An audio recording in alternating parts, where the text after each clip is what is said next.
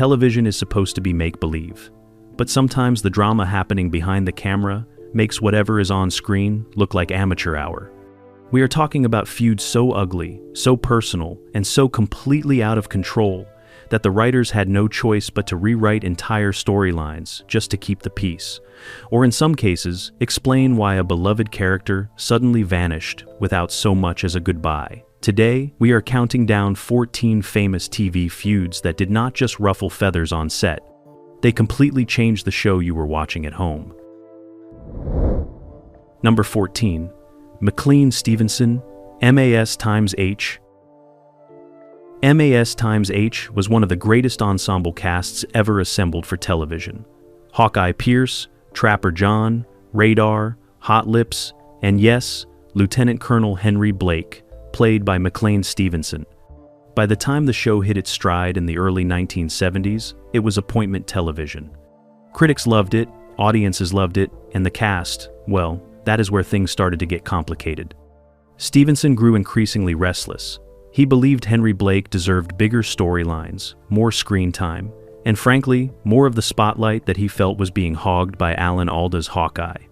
When the producers did not exactly roll out the red carpet for his demands, Stevenson did what anyone convinced they are the real star would do. He quit. The producers did not beg him to stay. Instead, they did something so shocking that audiences genuinely could not believe what they were watching. They killed Henry Blake. Not a graceful exit. Not a warm send-off. A gut-punch announcement that his plane had been shot down over the Sea of Japan. No survivors. The cast was reportedly not told until they filmed the scene, which is why the reactions looked so devastatingly real, because they were. Stevenson left expecting movie stardom and a string of hit shows. What followed was a string of forgettable sitcoms, including Hello Larry, which lasted 2 seasons, and a career that never came close to recapturing the magic of the 40777. His exit forced MAS times H to become a different, arguably deeper show, and Henry Blake became TV's most painful lesson in being careful what you wish for. Number 13. Larry Linville, MAS times H. If Mclean Stevenson's exit was a gut punch, Larry Linville's departure was something quieter and, in its own way, just as significant.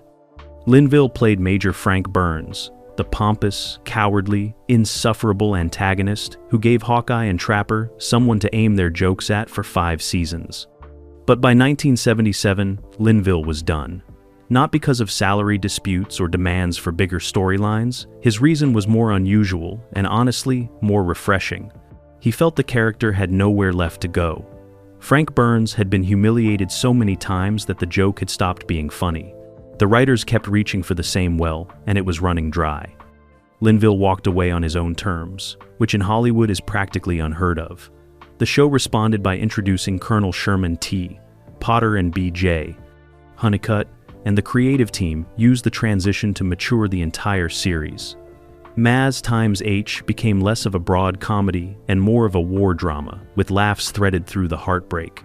Frank Burns did not get a dignified exit either. He was written off after his fiancée Margaret chose another man.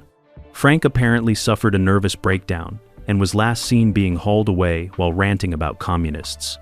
Appropriately undignified for a character built on delusion. Linville's decision reminded the industry that sometimes the most powerful move a performer can make is knowing when the chapter is over. The show went on to produce what many consider its finest seasons. Frank Burns, bless his miserable heart, had done his job. Number 12. Kate Jackson vs. Aaron Spelling, Charlie's Angels. Charlie's Angels premiered in 1976 as exactly what it looked like on the surface. 3 beautiful women solving crimes while Aaron Spelling cashed checks. Farrah Fawcett was the poster on the wall. Jaclyn Smith was the elegant one. And Kate Jackson was supposed to be the smart one, the actress one. The one who thought this was going to be a real dramatic role and not a primetime fashion show. That particular misconception caused problems almost immediately. Jackson clashed repeatedly with Spelling over the creative direction of the show. She pushed for serious storylines and deeper character development. Spelling wanted glamour, action, and hair that could survive a car chase. These are not compatible artistic visions. The tension came to a head when Jackson was offered the lead role in Kramer vs. Kramer, the film that would eventually win Meryl Streep an Oscar. Jackson wanted to take the role. Spelling said the shooting schedule would not allow it. The relationship deteriorated fast, and by season 3, Jackson was out. The replacement carousel that followed practically became its own storyline. Cheryl Ladd replaced Fawcett, Shelley Hack replaced Jackson, and lasted one season before Tanya Roberts replaced her. Every casting change meant retooling the show's dynamic, and audiences noticed every single time. What started as a tight ensemble turned into a revolving door of angels that the writers had to constantly explain and reintroduce. Kate Jackson went on to headline Scarecrow and Mrs. King, proving she absolutely had the dramatic chops she'd been arguing for all along. Charlie's Angels, meanwhile, spent the rest of its run trying to get back to something it had already left behind. Number 11. Bill Cosby vs. Lisa Bonet, The Cosby Show. For most of the 1980s, Bill Cosby was television. The Cosby Show was the #1 program in America for 5 consecutive seasons, and Cosby had very particular ideas about what that show was and what it was supposed to represent. Lisa Bonet, who played daughter Denise Huxtable, had different ideas about what her career was supposed to represent. When Bonet appeared in the 1987 film Angel Heart in a graphic and sexually charged role, Cosby was reportedly furious. The film felt like a direct contradiction of the wholesome image The Cosby Show had been carefully building. Bonet was written off the show to star in a spin-off, A Different World, which conveniently removed her from Cosby's set. When she returned to the show in season 6, married to a Navy officer and arriving with a stepchild, it was never quite the same. She and Cosby maintained a professionally cold relationship on screen that was visible enough that fans picked up on it. By the end of the series, Denise had been essentially pushed to the margins of a show that had once treated her as central. Bonet has been diplomatically guarded over the years about the full details, though, in later years, she described Cosby in ways that suggested their tension went beyond creative differences. The entire legacy of The Cosby Show has of course been complicated far beyond any on-set feud. But in terms of how the story changed because of conflict, Denise Huxtable's arc is a textbook example of a character quietly written into irrelevance by someone with more power in the room. Number 10. Don Johnson vs. Philip Michael Thomas, Miami Vice. Miami Vice was 1984's version of cool, and it knew exactly what it was. Pastel suits, no socks, Ferrari Testarossas gliding through the neon-soaked streets of South Florida. Phil Collins on the soundtrack, because apparently even drug lords had impeccable taste in soft rock. Don Johnson, as Detective Sonny Crockett, was the face of the franchise, the poster on the wall, the guy whose stubble launched 1,000 imitators, and he knew it. Philip Michael Thomas, who played his partner Ricardo Tubbs, also knew it, which is precisely where things started getting interesting off camera. Thomas was not a man who kept his ambitions quiet. He openly predicted that Miami Vice would launch him toward an EGOT, which for the uninitiated stands for Emmy, Grammy, Oscar, and Tony. He called himself PMT in interviews. He projected the kind of boundless, unshakable confidence that tends to grate on a co-star who has already decided he is the undisputed lead of the operation. Johnson, for his part, was laser-focused on making sure his name stayed above the title in every way that actually mattered. Billing, promotional appearances, storylines, screen time, all of it. The competition between them stayed polite enough on camera. 2 cool guys in expensive clothes solving crimes in the sunshine. But behind the scenes, both camps were reportedly jockeying hard over every inch of real estate the show had to offer. Who got the meteor arc this week? Who had more scenes? Whose character was driving the episode versus riding shotgun? And the writers responded the way writers always do when 2 stars are locked in a cold war with matching sunglasses. They started pulling the stories apart. Crockett got his storyline, Tubbs got his. The show that had been built entirely on the electric chemistry of a partnership began splitting right down the middle, like a Ferrari with the steering wheel going 2 different directions. Miami Vice ran for 5 seasons before the wheels fully came off. By the end, it had drifted so far from the lightning-in-a-bottle magic of 1984 that the only thing left from the original formula was the wardrobe budget. The pastel suits were still there, the Ferrari was still there, the soundtrack was still there. The magic, the thing that had made it genuinely special, had quietly slipped out the back door somewhere around season 3 and never came back. Number 9. Patrick Duffy's exit and shower return, Dallas. If you want to talk about a feud and a storyline decision so audacious it became a punchline and a legend at the exact same time, look no further than what happened on Dallas between 1985 and 1986. Patrick Duffy played Bobby Ewing, the moral center of one of primetime's most gloriously messy soap operas. When Duffy decided he wanted out in 1985, the producers faced a problem with no clean solution. Bobby Ewing was not the kind of character you could quietly ship off to a conference in Denver and never mention again. He was too central, too beloved, too essential to the whole machine. So Dallas did what Dallas always did when it needed to make a statement. It killed him. Bobby was struck by a car, America grieved on cue, and the show pressed forward.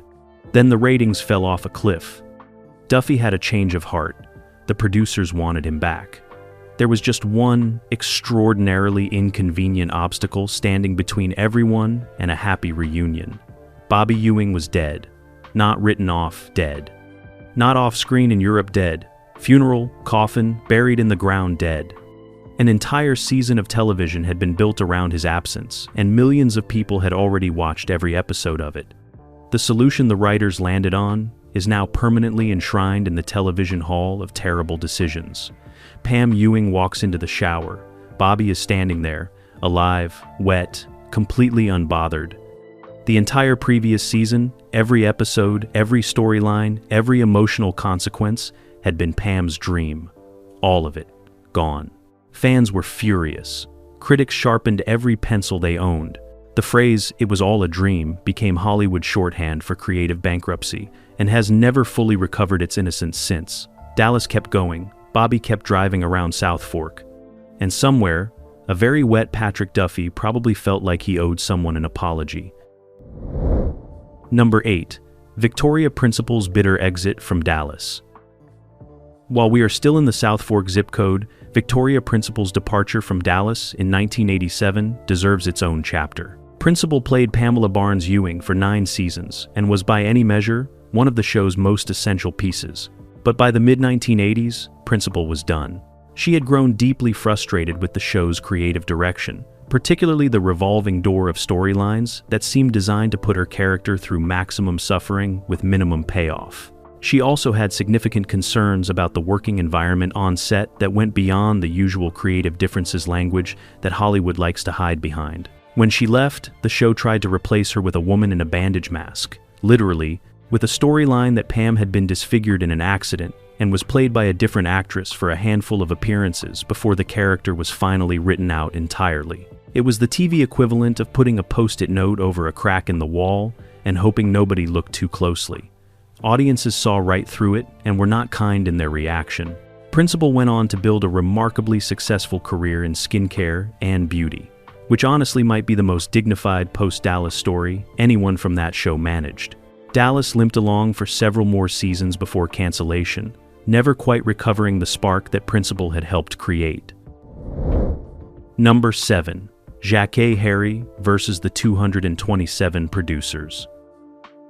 227 was a warm, neighborhood-centered sitcom that premiered in 1985 and followed the residents of a Washington, D.C. apartment building. It had a solid ensemble, good chemistry, and a steady audience. Then Jackée Harry showed up as the glamorous, sharp-tongued Sandra Clark, and the entire center of gravity shifted. Harry was electric, the kind of performer who makes everyone around her funnier simply by being in the scene. She won an Emmy in 1987, which made her the first black woman to win the Outstanding Supporting Actress in a Comedy Award. At that point, 227 had a genuine star on its hands and an interesting problem to go along with it. Because when your supporting actress outshines your lead, things get uncomfortable fast. Regina King, who played Brenda, and Marla Gibbs, who both starred and produced the show, reportedly had growing tensions with Harry as her profile exploded. The dynamic on set shifted in ways that made production increasingly complicated. Harry's character Sandra began to feel less like a supporting player and more like a show within a show that everyone else was orbiting whether they liked it or not. By the final seasons, the relationships had frayed enough that Harry's exit felt less like a creative decision and more like the resolution of an ongoing negotiation that nobody was winning. 227 ended in 1990. Harry went straight into a recurring role on Sister Sister and never looked back. The lesson from 227 is one networks keep having to relearn. When the supporting player becomes the main attraction, somebody is going to have a problem with it, and that problem will always find its way into the script. Number 6. Sherman Hemsley's battle to humanize George Jefferson. The Jeffersons ran for 11 seasons, from 1975 to 1985, which makes it one of the longest-running sitcoms featuring a predominantly black cast in American television history. Sherman Hemsley played George Jefferson, a man who had clawed his way from Harlem to a luxury Manhattan apartment and wanted everyone to know it every single minute of every single episode. George was funny. George was also, depending on the episode, genuinely kind of awful. Racist toward his son's biracial in-laws, condescending to nearly everyone around him, and loud enough to rattle the windows on the Upper East Side. Hemsley spent years fighting with producers over how far the character could and should be humanized. He believed George needed real moments of vulnerability, real consequences, and storylines that acknowledged the contradictions in a man who had fought against racism his entire life while casually directing it at others. The producers were more interested in the formula that kept the ratings up. The result was a show that occasionally cracked open something genuinely moving and then slammed the lid shut again because the laugh track was waiting. Hemsley's frustration was visible enough in interviews that it became something of an industry conversation. When The Jeffersons was canceled in 1985, the cast was infamously given no warning whatsoever. Hemsley and Isabel Sanford found out the show was over the same way the rest of America did. By then, the battle over who George Jefferson really was had been running longer than most of the storylines the writers had actually won. Number 5. Brett Butler and the Grace Under Fire implosion. Grace Under Fire is the forgotten disaster of 1990s television. And forgotten is doing a lot of heavy lifting in that sentence, because what happened on that set was not so much a feud as a full-scale implosion that went on for 4 increasingly chaotic seasons. Brett Butler played Grace Kelly, a working-class single mother rebuilding her life after an abusive marriage. The show premiered in 1993 and immediately became a massive hit, pulling in over 38 million viewers at its peak. ABC had a genuine phenomenon on its hands. Then, the behind-the-scenes reality started leaking out. Butler was battling addiction throughout the run of the series, which affected her reliability, her relationships with castmates, and her ability to maintain the working environment that a network sitcom demands. Writers quit. Multiple writers quit. The show burned through creative staff at a rate that became its own kind of industry legend, with the turnover reportedly connected to Butler's behavior and her conflicts with producers over the direction of the show. Actors left too. Dave Thomas, who played her boss, and others cited the toxic atmosphere on set. The show kept recruiting new cast members and new writers to replace the ones that kept walking out the door, which meant Grace Under Fire was essentially a different show every season, while pretending to be the same one. By the time the series ended in 1998, Grace Under Fire had become less a sitcom and more a case study in what happens when personal struggles and professional chaos are allowed to spiral without intervention. Butler later spoke candidly about her addiction and recovery, but the show she built and then dismantled still stands as one of primetime's most spectacular self-destructions. Number 4. Roseanne Barr versus her own writing staff. Before we get to the moment that ended everything, we need to talk about the years of combustion that led up to it. Because Roseanne Barr's relationship with the writers of her own show, Roseanne, was a feud that ran on a slow burn from practically the beginning and reshaped the series in ways that are still underappreciated. Roseanne premiered in 1988 and was immediately groundbreaking, a working-class family that actually felt working class. A woman at the center who was funny and complicated and not particularly interested in being likable in the traditional sitcom sense. It was unlike anything else on television. But Barr and showrunner Matt Williams clashed almost immediately over creative control. She felt the show was hers, It was literally named after her. Williams and the writing staff felt they were the ones making it work on a weekly basis. The argument was not entirely wrong on either side, which made it impossible to resolve. Williams left. Others left. Roseanne reportedly had more showrunners than most shows have seasons, with some estimates putting the number at around 18 over the show's 9-year run. Every transition meant a shift in tone, a shift in priorities, and a shift in what the show thought it was trying to say. Later seasons veered into storylines so strange, including a lottery win that took the Connors out of the working-class reality that had made the show essential, that longtime fans felt betrayed. Many of those decisions can be traced directly back to the chaos of a writer's room that was never allowed to fully function. Roseanne ran until 1997. What it might have been with stable creative leadership is one of television's great unanswered questions. Number 3. Sybil Shepherd versus Bruce Willis, Moonlighting.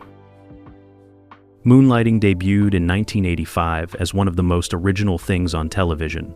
A screwball detective comedy built on the crackling, combative chemistry between Maddie Hayes, played by Sybil Shepherd, and David Addison, played by a then largely unknown Bruce Willis.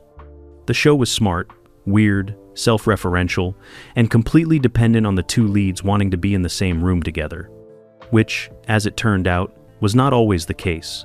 By the time Willis had become a legitimate movie star, thanks to Die Hard in 1988, the power dynamic on set had shifted in ways that created problems the writers simply could not write around. Shepherd and Willis were reportedly not speaking off camera by the middle of the show's run, which is a significant issue when your entire series is built on two people who are supposed to be irresistibly attracted to each other. The tension bled directly into the production schedule. Episodes were delayed. Episodes were written to keep the two characters apart, because getting them in the same scenes had become its own complicated negotiation. At one point, the show aired clip episodes and odd experimental episodes, some genuinely brilliant, some clearly desperate, while the producers tried to manage two stars who had essentially declared a cold war on each other's presence. The will, they won they, tension that had made the show electric became genuinely uncomfortable to watch, because audiences had started to suspect that the animosity was real. The show resolved the central romance, which turned out to be a mistake creatively, and then never found its footing again. Moonlighting ended in 1989 after 5 seasons. It is remembered today as one of the best and most frustrating shows in television history. A perfect idea that its own stars burned to the ground and then stood in the ashes looking in opposite directions. Willis went off to make action movies, Shepherd went off to make Sybil, and Moonlighting became the warning label every romantic comedy series gets taped to its development file. Number 2. Tim Allen vs. Patricia Richardson, Home Improvement. Home Improvement is one of the most successful sitcoms of the 1990s. Full stop. From 1991 to 1999, Tim Taylor and his long-suffering wife Jill built a genuinely warm and funny family show around one premise: men and their tools and the chaos that follows. Tim Allen was the star, but Patricia Richardson, who played Jill Taylor, was the backbone, the straight woman, the heart, and, by many accounts, the reason the whole thing worked as well as it did.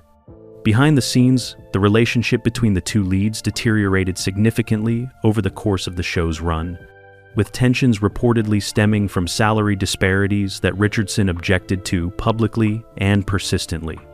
She was one of the earliest and most visible examples of a female co-lead arguing that her contribution was worth equal compensation to her male counterpart. The network and producers did not exactly rush to agree. The conflict shaped storylines in subtler ways than some of the other entries on this list. Rather than characters disappearing or being killed off, the writers had to navigate a working environment where the two leads were not particularly warm with each other off camera while playing a married couple on it. When Home Improvement ended, Richardson was offered the opportunity to continue in a potential film or extension of the series. She declined.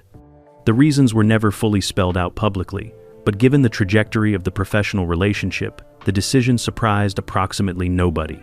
The show did not get the graceful ending it probably deserved. Allen and Richardson have both discussed the tensions in separate interviews over the years, without ever quite giving the full picture. What remains clear is that one of the most beloved family sitcoms of the decade was running on creative fumes and frayed patience by the time the garage door came down for the last time. Number 1. Roseanne Barr, the feud that killed a dynasty and accidentally resurrected it. We already talked about Roseanne Barr's war with her writing staff, but the full story of Roseanne as a feud-driven television event does not end in 1997. It does not even come close to ending there, because what happened next is the strangest second act in the history of American television. In 2018, ABC brought the show back. Roseanne returned with the original cast, including John Goodman, Laurie Metcalf, and Sarah Gilbert, and premiered to ratings that nobody in network television had seen in decades. 27 million viewers tuned in. It was a television resurrection so successful that it felt like the industry was watching something historic. Then, 80 days after the revival premiered, Roseanne Barr posted a racist tweet. ABC canceled the show within hours. The announcement came so fast it felt like the network had the statement written before the day was over, and suddenly the most watched news show on American television was gone. But here is where it gets genuinely surreal. The cast decided they were not done. The writers figured out a way to continue without Barr. They killed Roseanne Connor off-screen, reframed the entire premise around grief and family, and launched The Connors, which has now run for multiple seasons and is still on the air. The feud, in other words, did not just change the storyline. It ended one show, launched another, and created a situation where a character who had her name in the title for 30 years was killed off to allow everyone else to keep going without her. That has never happened before in quite the same way in television history. Roseanne Barr spent the years following the cancellation publicly furious at the outcome, feuding with Sarah Gilbert and others in the cast who chose to continue without her. The feud kept feuding, in other words, long after the cameras stopped rolling. If you want a single example of how personal conflict can rewrite television history, from beginning to middle to end, and then somehow into a whole new beginning, there is no better case study than the story of Roseanne Barr, The Connors, and the tweet that changed everything. Television gave us the character, the feud gave us the ending, and somehow the show is still going. And that is a wrap on 14 famous TV feuds that completely rewrote the shows you thought you knew. Whether it was a shower scene that erased an entire season, 2 stars who refused to be in the same room, or a tweet that canceled a dynasty overnight, the real drama was always happening just off camera. Which of these feuds surprised you the most? And which one do you think did the most damage to a show you actually loved? Drop it in the comments section below, because we genuinely want to know. And if this sent you down a rabbit hole, good. Hit that like button, subscribe, and tap the notification bell so you do not miss the next time we go digging through television history's messiest closets. There is always more in there than you expect. We will see you next time.